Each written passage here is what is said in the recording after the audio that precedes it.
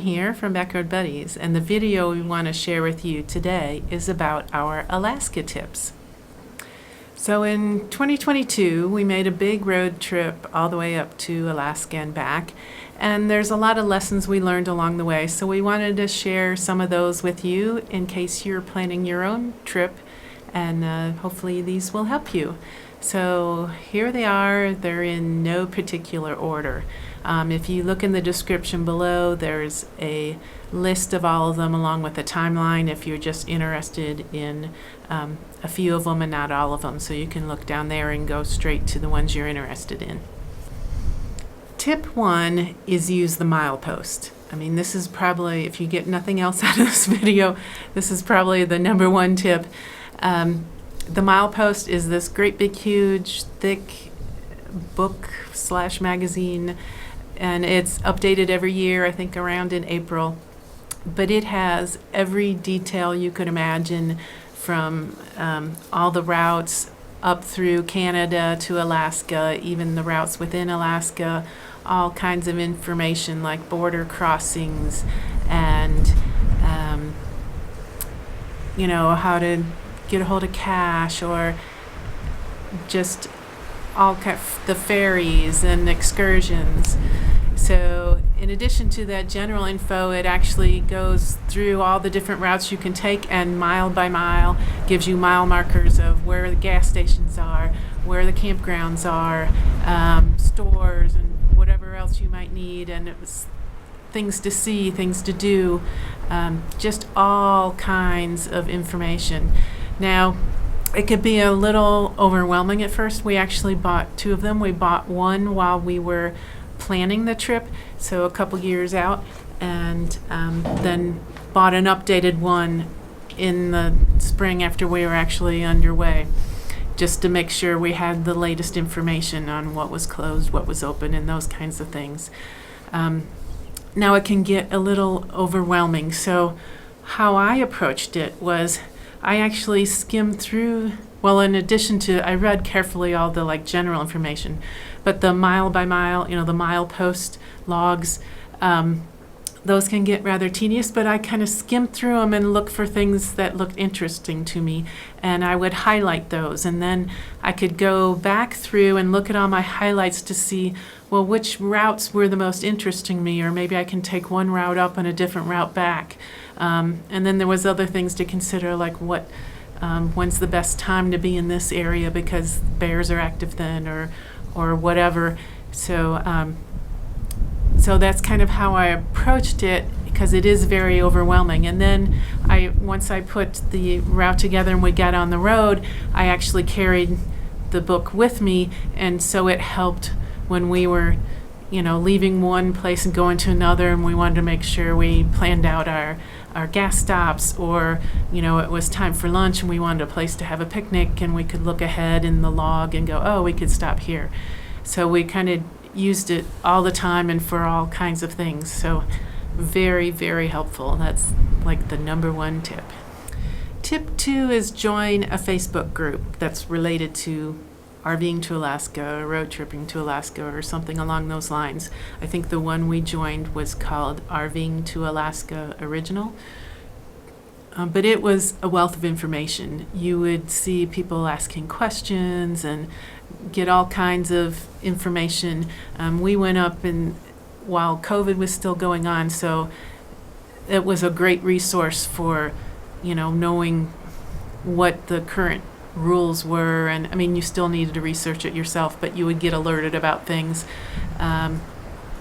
Other things were, when campgrounds opened up, or what's the best way, or if you had a question, you could ask a question. So it was a great resource.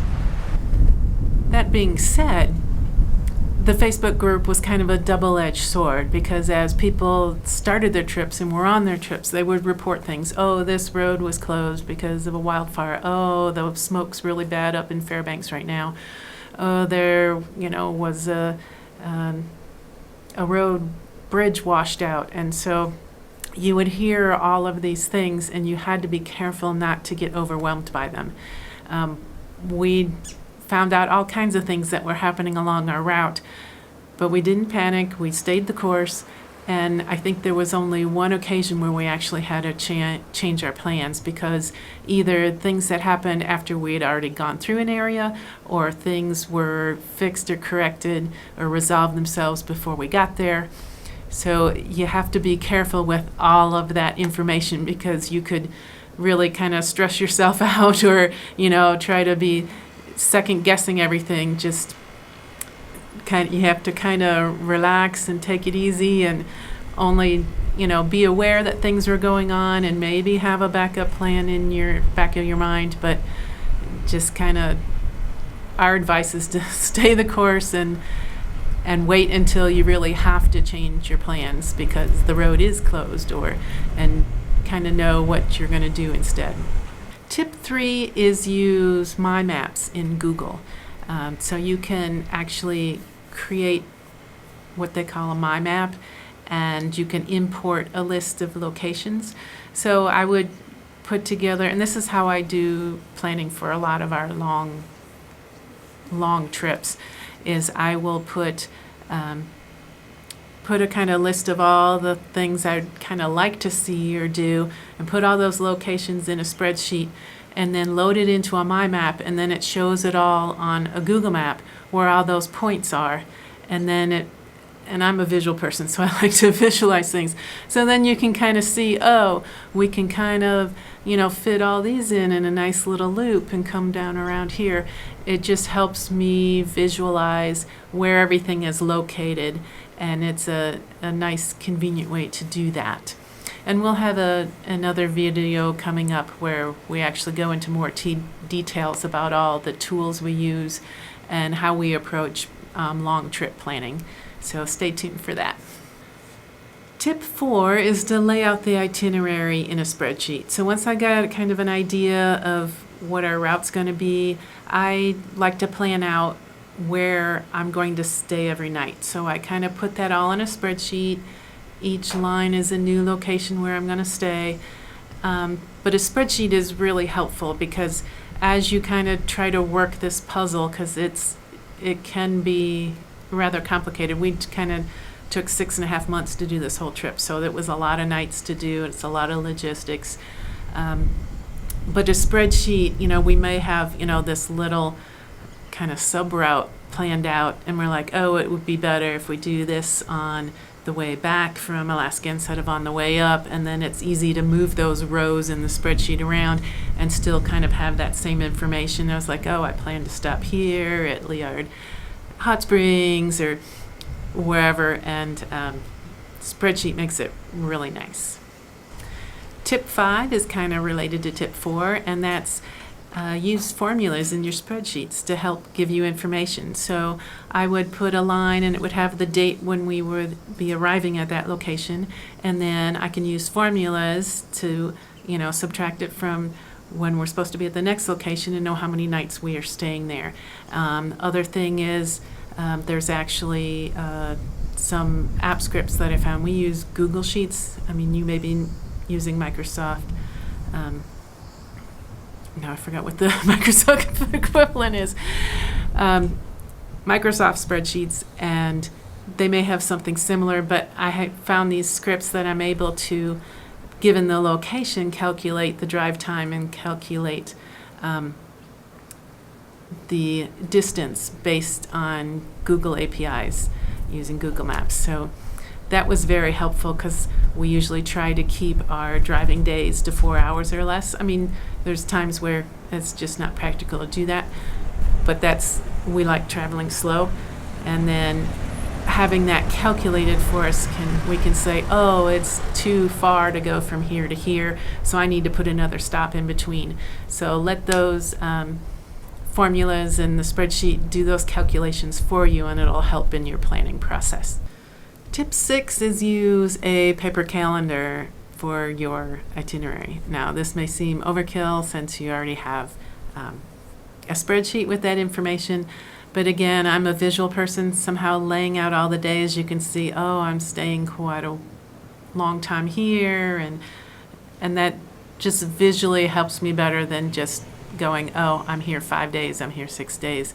But you can just see where it lays out on the calendar. It may also help you notice when you're on a weekend or during the week, which may make a difference on booking some reservations at campgrounds. And so, yes, I actually use both. I have the itinerary in a spreadsheet, and I have it on a paper calendar as well. And I actually carry both with us on the trip. Tip 7 is know when the different campgrounds open up for reservations. Now, some people like to wing it, and a lot of people do. They just, hop in the car and start going and stop whenever they feel like it or wherever they can find a place. I'm more of a planner, but when you do it ahead of time, the advantage you get is you can get into these hard to get into campgrounds if you pay attention of when the reservations open up. I mean, some of them still go really fast, but knowing what they are ahead of time. So if you start planning out enough in advance and go through the campgrounds, oh, when do their reservations open, or do they even take reservations, or is this a first come, first serve, which is fine too, but knowing that up front. And so we like having the reservations and knowing where we're going to stay. So if a driving day happens to go longer than we would like, or we decided we wanted to stop and see something along the way and know we're getting in later, knowing we have a reservation waiting for us lets us do those things and gives us much more flexibility. But you have to stay on top of it. I would set little calendar reminders going, hey, this campground's opening up on this day, at 9 a.m. If it's a really popular one, they can go that fast. So knowing when to make a reservation, and I would start making those reservations way ahead of time. Tip 8 is know when the holidays are during your trip. This actually caught us off guard a little bit. I mean, of course, Canada has some different holidays than we do. And I had planned out, so many days here and so many days there. And then I started making reservations and realizing that, oh, this happened to be on a holiday weekend and the campground requires a 3-night minimum stay. Well, I'd only planned on doing 2, so now I have to move things around and, steal another night from this other location. But it worked. I mean, we made it work out. But keep those in mind that, those holidays can affect your route planning and your itinerary. Tip 9 is to make ferry reservations and excursion reservations in addition to campground reservations. Now, you don't need to do this for everything, but we did it on some of the big items that we knew we wanted to do, and we were concerned that they might get sold out or not get, the timing we wanted. Also keep in mind that things can get canceled because of weather, so having some leeway in your schedule. It's like, oh, we scheduled, this flight over to Brook Falls on this day, but we're actually staying in that location a few more nights, so if it gets canceled because of weather, hopefully we can reschedule it for one of the other days we're still there. Ferries is another one. It depending on the time of year, like the ferries over to Vancouver Island run multiple times a day. Usually that's not an issue. But some of the other Alaska Marine Highway ferries, like between Haines and Skagway, depending on the time of year, they may not run every day, and they only run once a day. And sometimes a year they only run once a week or a couple times a week, and other times a year they don't run at all. So you need to be looking those schedules up and know what they are. And if it's really important for your itinerary to make sure you get on that ferry, I would go ahead and book the ferry. We'd actually had booked several ferries ahead of time, and had reservations for it, so we knew we would get a spot on those ferries. Tip 10 is to check with your credit cards to see if they charge international fees. So some cards do, some cards don't. So when you're in Canada, that's another country, it's another currency. A lot of banks and credit cards will charge you fees for dealing with that other currency. Now, it's not just a particular credit card company, it's the actual credit card and what that plan is. We had actually 2 different cards from the same credit card company, and one of them charged international fees and the other one didn't. So you need to check that. And of course, you want to use the one that doesn't charge you international fees. Usually they're not a lot, but I mean, it can add up. So we usually tried to make sure we were always using the card that didn't charge fees when we were purchasing or reserving things in Canada. Tip 11 is to check that your ATM card will work in Canada. We've heard that's the best way to get cash in Canada, is to get it from an ATM in Canada and not go to your bank in the U.S. and get Canadian currency there. You usually pay worse conversion rates there. It's better to do it from the ATM. No, we didn't actually verify that, but that is what we did. We got all our cash from the ATM, and then we actually needed loonies and toonies, the $1 and $2 coins for laundry, so we actually went to a bank and gave them cash for getting rolls of loonies and toonies. Now, some laundromats would exchange or give you change, loonies and toonies, to do your laundry, and some of them didn't. So we always tried to make sure we had some currency on us and some of the coins for laundry. Tip 13 is to check if your cell phone plan works in Canada. Now, we have AT&T plan on our cell phones, and we have a Verizon plan on a Verizon Jetpack hotspot. Our Verizon plan did not work in Canada at all. Our AT&T plan for our cell phones did. However, it wasn't an AT&T network, so we believe we were deprioritized. That's what it seemed like while we were there. But I mean, we could still get phone calls, we could still send text messages. Streaming and downloading and uploading might be a little slow, because if we're in an area where there's a lot of traffic, cell phone traffic, I mean, we noticed things were slow, and that's probably because the network gave their customers first priority over our traffic. But it still worked, so that was good.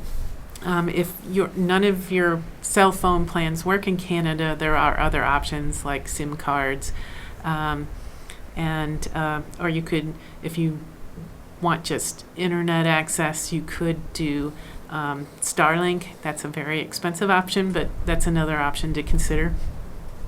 So just be aware, if you want or need to have cell phone service or internet while you're going through Canada, you need to check with your plans. Tip 14 is to obtain this certificate. Now let me get the name of it right. It's called a Canada Non-Resident Inter-Province Motor Vehicle Liability Insurance Card. That's a lot of words. We had heard that you're required to carry one of those. We actually got our insurance agent to issue us one. It's just basically saying you are covered while you're in Canada. I don't know if all car insurance plans or RV insurance plans will do that for you, and how necessary it is. We were never asked for that certificate, but I would imagine if we'd gotten into a car accident, we would have had to produce that. So one more thing to check into. Tip 15 is to check the current border crossing regulations. They have a tendency to change all the time depending on what agricultural disease is going around. So you can't cross the border with chickens or poultry meat, or now in general it's usually fresh fruits and vegetables, sometimes meats, but just go out to the official websites, and that's both for crossing into Canada and for crossing back into the U.S. There are regulations on what you're allowed to carry and what you aren't, especially if you're doing pets with you or firearms. There's regulations you need to follow, so make sure you research all that before you get to the border. Tip 16 is be prepared for bugs and rain. Now, you always hear about, yes, it rains a lot in Alaska and in Canada for that matter, and yes, there are a lot of bugs. We didn't find that to be too much of an issue, and it all depends on where you are camping, where you are hiking, where you are visiting, what time of year, but be prepared. So our advice is to bring all the bug repellents and, head nets, rain gear, waterproof boots. So when you do encounter those, you can be comfortable and still enjoy your time. Now, it may be you get lucky and you don't really need any of that, but it's better to have it with you and not need it than need it and not have it and just have a miserable time. Tip 17 is to bring your bear spray. Now, you can purchase it along the way, but most of Canada and all of Alaska, there are grizzly bears. So if you're doing any amount of time outdoors, take bear spray with you. Be safe.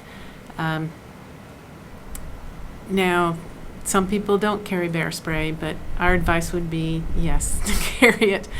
And know how to use it. There are, I think, practice cans you can buy, so you can practice spraying it. Don't spray a real one. You'll be sorry. They are pretty potent.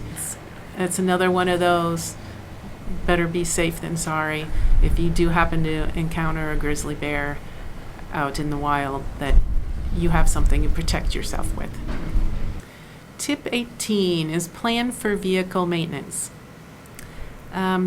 It's a long trip, and some of the roads are rough, and it's going to put a lot of wear and tear in your vehicle, so be prepared for that. Bring along things to help yourself, like a tire plug kit. Make sure you have roadside assistance, but also plan financially that you're probably going to need some kind of vehicle maintenance. We were gone long enough that we actually did some regular routine maintenance while we were in Anchorage, but at that time they found that our tires were really worn and needed to be replaced. So we actually replaced 2 of them while we were in Anchorage, and the only reason we didn't replace all 4 is we couldn't find 4 tires in Anchorage to replace them with.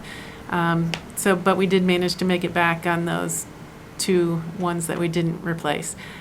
But just be prepared for that. We also had some windshield chips that we had to repair, so bring a windshield chip repair kit. So just things like that. Be prepared. I mean, I don't think need to go overboard, but financially bring what you can with you. I mean, you don't need tons of tanks of extra gas and all that kind of stuff, but be prepared. Tip 19, verify that your medical insurance will work in Canada. For us, we were covered for emergency medical care, but we had to pay things up front and get reimbursed later. So there was no coordination with our insurance company back at home. So we were responsible for that, but that also means that we need to have that amount of money available to pay those bills, either money in the bank or a credit card with a high enough limit to cover those unexpected medical situations.